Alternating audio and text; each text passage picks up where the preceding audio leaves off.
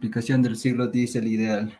Esto es similar al ciclo Otto, con una pequeña diferencia que tiene la introducción de un proceso adiabático separado para llegar a una mayor eficiencia que el ciclo Otto. Aquí tenemos el diagrama de presión-volumen. Como podemos observar, no tiene la caída que tenía el ciclo Otto en esta zona, sino tiene una línea plana que es de 2 a 3.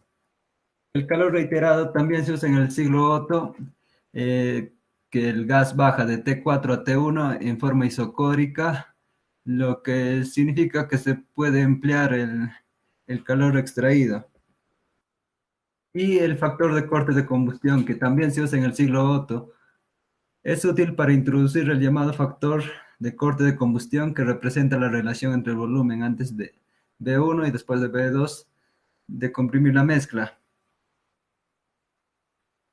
Y el factor de corte de escape. Esta es introducida en el ciclo de Diesel, que representa la relación entre volumen B3 y después de B1 al expandir la mezcla. La comprensión adiabática se obtiene cambiando el estado de B1, T1 a B2, T2, obteniendo RC, resultándonos la temperatura en estado 3. Y la expansión adiabática se tiene haciendo el cambio de estado B3, T3 a B1, T4, obteniendo el RE para así resultarnos la temperatura en estado 3. Calentamiento del gas. Como el calentamiento ocurre bajo la ley de Charles, por los cambios de estado de B2, T2 a B3, T3, nos da de resultado RC y RE. Y la eficiencia en función de la temperatura, con la definición de eficiencia con las cantidades de calor suministrada y reabsorbida, obteniendo así el rendimiento de un proceso con el ciclo Diesel. La eficiencia es igual a 1 menos 1 sobre el índice adiabático multiplicado por el factor de expansibilidad elevado a menos índice adiabático menos el RC elevado a menos índice adiabático entre el factor de expansibilidad elevado a la menos 1 y el factor menos el factor de compresibilidad elevado a la menos 1. Comparando dichos siglos, ciclo Otto y ciclo Diesel, obtenemos que el ciclo Diesel es más eficiente que el ciclo Otto.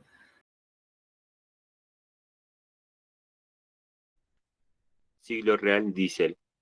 En un motor diésel real es el aire quemado y caliente que es expulsado por el tubo de escape, liberando calor al ambiente y siendo sustituido por nuevo aire frío. El ciclo real es aquel que refleja las condiciones efectivas de funcionamiento de un motor. Cuando se representa en un diagrama presión y volumen, se denomina diagrama indicado, ya que puede obtenerse con la utilización de un indicador. Este instrumento detecta las variaciones de presión y volumen en el interior del ciclo, en cada momento del ciclo. En el siguiente diagrama de presión-volumen podemos observar el ciclo teórico. En el interior se encuentra el diagrama del ciclo real y podemos ver claramente que hay diferencias. Por ejemplo, en el proceso de emisión, en un ciclo real no se produce a nivel constante, sino que existe una depresión, pues al ingresar el aire se producen rozamientos o fricción, ya que estos no se comportan como un líquido fluido ideal. Asimismo, sucede en el escape. En este proceso hay que aportar energía para vencer el rozamiento y poder evacuar los gases que se generan. Por lo tanto, un trabajo negativo, también conocido como pérdidas por bombeo, en el ciclo ideal se considera el aire sin rozamiento. Por lo tanto, no hay trabajo negativo en la presión. Este proceso se realiza durante la carrera ascendente del pistón. Esta fase comienza realmente cuando se cierra la válvula de admisión y finaliza con el pistón llega al punto superior muerto.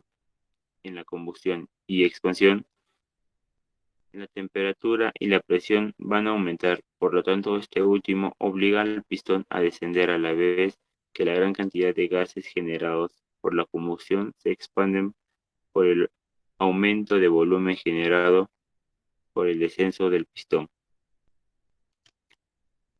El siguiente diagrama corresponde a las válvulas de admisión y de escape. Las válvulas de admisión se abren entre 10 a 25 grados de giro antes de que el pistón llegue al punto muerto superior. Estos valores no van a ser estándares, pero todos los motores tienen los grados antes. Durante el escape es necesario que los gases expulsen y para que este proceso sea lo más completo posible, la válvula tendrá que abrirse unos grados antes de que el pistón se encuentre en el punto muerto inferior, comenzando así la salida de gases. Esta apertura de la válvula de escape se adelanta para compensar o tratar de hacer mínima la pérdida de energía por bombeo. A continuación, les hablaré acerca de las pérdidas que diferencian al ciclo ideal del real. Las causas de estas diferencias son pérdidas de calor. En el ciclo teórico son nulas, pero bastante sensibles en el real, dado que el cilindro está refrigerado, lo cual esta es una condición imprescindible para lograr un buen funcionamiento. Muy aparte de ello, también se tienen en consideración algunos otros factores que generan pérdidas en el sistema. Comenzaremos mencionando por las pérdidas en la compresión. Estas pérdidas se generan en el proceso de 1 a 2.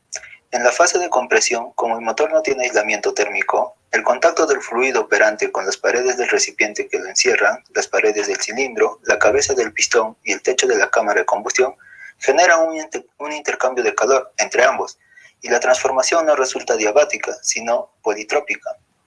Luego de ello tenemos la combustión no instantánea. Estas pérdidas se generan en el proceso de 2 a 3 y vienen a ser el área B. En el ciclo real, la combustión dura un cierto tiempo. Si el encendido tuviese lugar en el punto muerto superior, la combustión se realizaría mientras baja el pistón, con lo que el valor de la presión resultaría inferior al previsto. Por lo tanto, habría una pérdida de trabajo útil. Luego tenemos las pérdidas en la expansión, que se generan en el proceso de 3 a 4. Una cierta parte del calor se transmite a las paredes, por cuya causa existe una pérdida de trabajo útil, que corresponde al diagrama de la superficie A, siendo el diagrama de trazos discontinuos el teórico y el trazos continuos el real. Luego de ello, tenemos el tiempo de apertura de la válvula de escape. Estas pérdidas se generan en el proceso de 4 a 1. En el ciclo real, la válvula de escape debe abrirse un poco antes de que el pistón alcance el punto muerto superior, para que la presión descienda y no presente dificultades en su movimiento ascendente posterior. Como vemos, estas pérdidas se generan en el área C. Y finalmente tenemos las carreras de escape y admisión. Estas pérdidas se generan en el proceso de 0 a 1 y viceversa.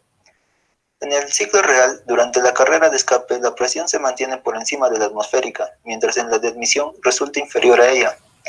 Por lo tanto, se crea una superficie negativa, que es el área D, que corresponde al trabajo perdido realizado por el pistón en estas dos carreras, llamado trabajo de bombeo.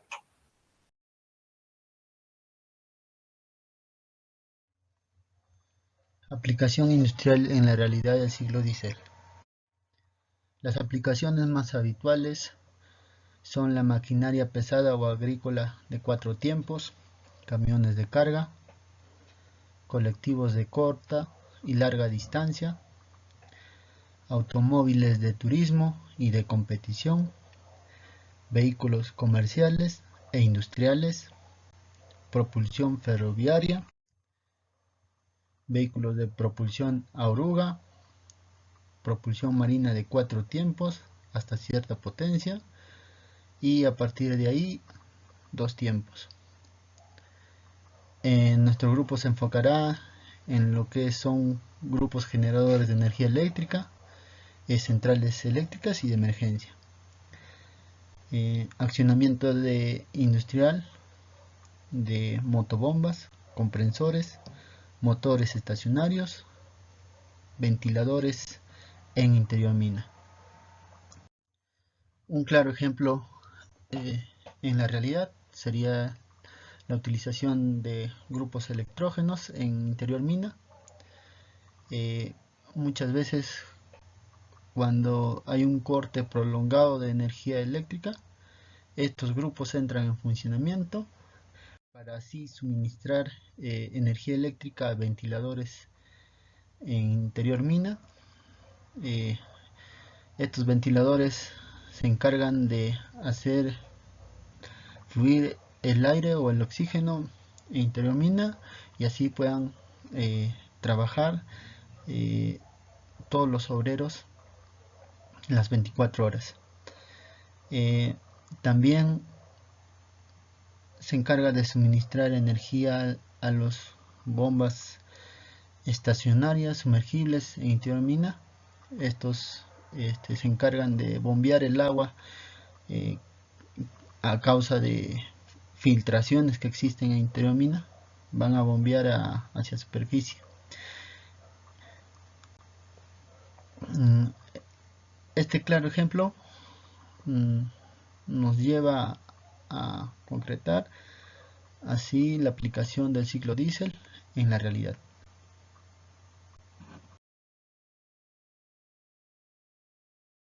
Bueno, continuando con la exposición, vamos a hablar sobre las mejoras del ciclo diésel.